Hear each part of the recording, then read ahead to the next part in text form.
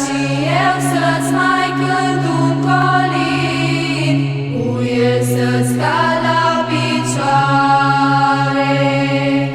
Aș vrea să fie din aur curat și vadie de tămâie, odinioară și magii ți-au dat, darul știu de-o vecie.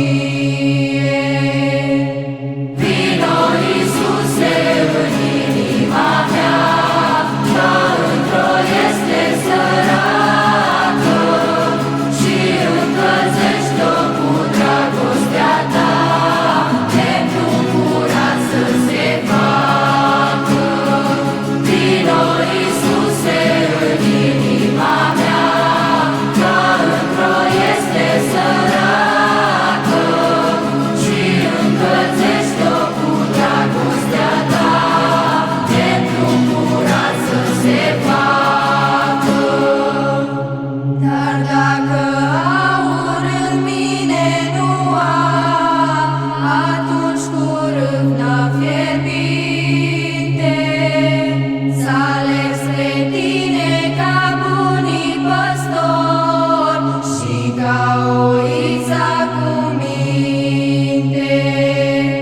Dacă în mine nici râvnă nu am, ce alte mai dulci cuvinte, ca îngerescul duios Osana, pot să mai vină în minte.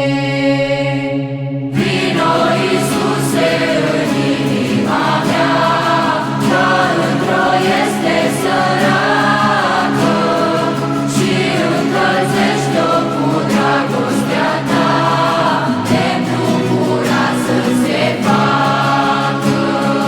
Vino, Iisuse, în inima mea, că într-o este săracă, și încălzește-o cu dragostea ta, templu curat să se facă.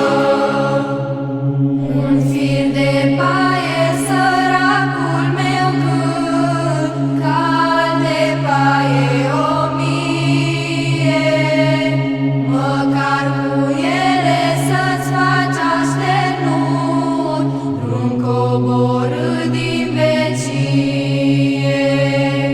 Dar și sărac eu doar ție mă închin, chiar de n-am darul să-ți plac.